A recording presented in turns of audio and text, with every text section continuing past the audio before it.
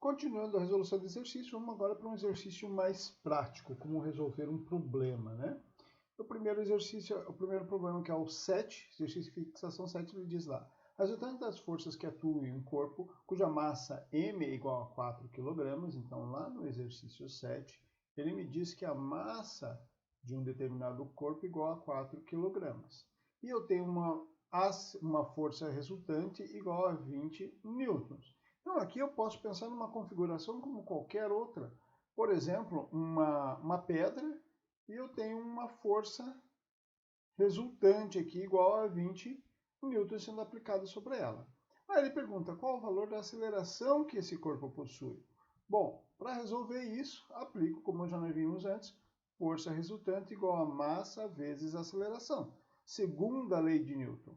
Para saber a aceleração, igual força resultante sobre a massa. Força resultante, 20 sobre a massa, 4. 20 sobre 4, 5. Agora vem a pergunta, 5 o quê? Nunca esqueçam, metros por segundo. Opa! Metros por segundo ao quadrado. Não esqueçam isso na hora da prova, tá? Muito importante colocar a unidade, eu cobro. Da mesma forma, vamos lá olhar para o 8. Um bloco sob a ação de uma força resultante, R igual a 2 kgf, adquire uma aceleração A igual a 400 centímetros por segundo ao quadrado. Notem que ele me informa agora as grandezas em unidades estranhas a princípio para mim, né? Unidades que eu não estou habituado a trabalhar. Ele me diz que... E ele pergunta para você, para se calcular a massa do bloco em quilogramas, em que unidade devem estar expressos os valores RA? A lei de Newton, a segunda lei de Newton, da forma como ela está escrita, ela é utilizada para trabalhar com unidades no sistema internacional. Então, o que eu devo fazer? Transformar R, a força resultante, para Newton e a aceleração para metros por segundo ao quadrado.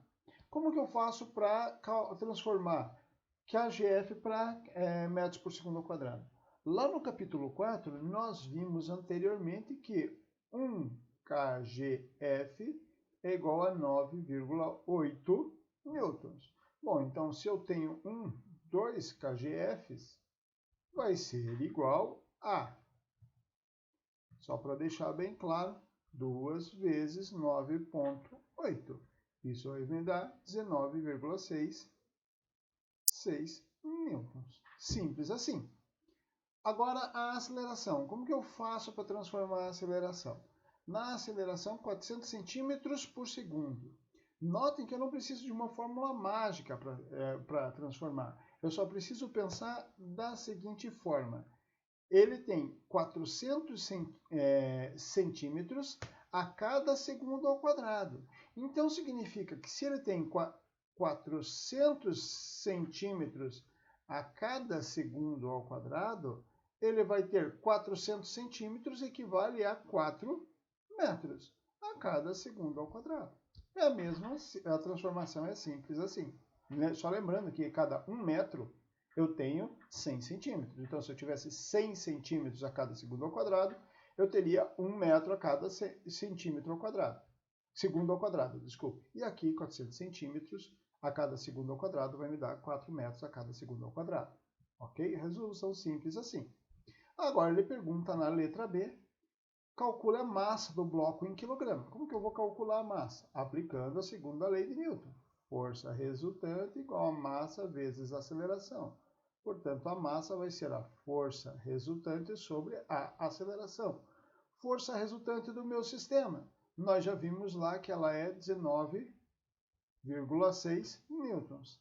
Aceleração, 4 metros por segundo ao quadrado. Aplicando isso no meu sistema, 19,6 divididos por 4 igual a 4,9 quilogramas. Simples assim. Ok? Vamos então para os próximos exercícios, que são o 9 e daí depois o 10. No 9 ele fala lá o seguinte: o automóvel está se deslocando em uma linha reta com uma velocidade V1 igual a 10 metros por segundo 10 metros por segundo. E o motorista pisa no acelerador durante o intervalo de tempo ΔT igual a 2 segundos e a velocidade do carro passa a V2 igual a 15 metros por segundo. V2 igual a 15 metros por segundo. E ele leva um tempo ΔT igual a 2 segundos para fazer isso. Aí ele pergunta na letra A, qual o valor da aceleração comunicada ao carro? Na letra A, qual o valor da aceleração? Bom, olhando para esse nosso sistema, professor, eu sei que, se clicar em aceleração, eu sei que força é igual a massa vezes aceleração. Você tem alguma informação de massa? Tem alguma informação de força? Não tem. Se você não tem nada disso, não me adianta usar a segunda lei de Newton. O que eu tenho de relação para aceleração e velocidade é a própria definição de aceleração que foi visto lá em cinemática. ΔV sobre ΔT. Correto? Então, ΔV o que é? Velocidade final, 15 menos inicial, 10. Divididos pelo ΔT, o tempo que levou, 2 segundos. 15 menos 10, 5, divididos por 2, 2,5 metros por segundo ao quadrado. Então, eu sei qual é a aceleração do meu carro aqui.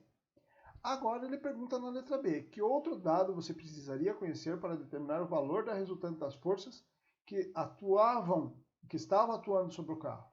Bom, agora sim, ele falou em força. Se ele falou em força, obrigatoriamente, eu vou ter que olhar para a segunda lei de Newton, que é a força resultante igual a massa vezes aceleração. Eu tenho no meu sisteminha, deixa eu mudar de cor aqui para ficar coloridinho.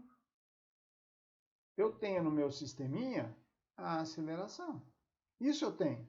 Mas para calcular a força, o que eu vou precisar também? Vou precisar da massa. Ele me informou a massa. Não informou a massa, então não é possível calcular a força porque eu não tenho a massa do meu sistema. Ok? Vamos para o exercício número 10. Branquinho de novo. No exercício número 10, ele mostra lá um bloco e ele diz, um bloco cuja massa é 2 kg possui uma aceleração de 4,5 metros por segundo ao quadrado. Calcule o valor da resultante das forças que atuam no bloco. Então eu tenho lá um bloco, eu sei qual é a massa e eu sei qual é a aceleração. Professor, mas ele está puxando com uma força igual a 20 newtons. Não é isso que ele está dizendo. Ele quer calcular o valor da força resultante que atua no bloco. E nós sabemos que a força resultante é igual a massa vezes aceleração. Força resultante, portanto, vai ser igual massa desse bloco, 2 kg, vezes a aceleração desse bloco, 4,5 metros por segundo ao quadrado.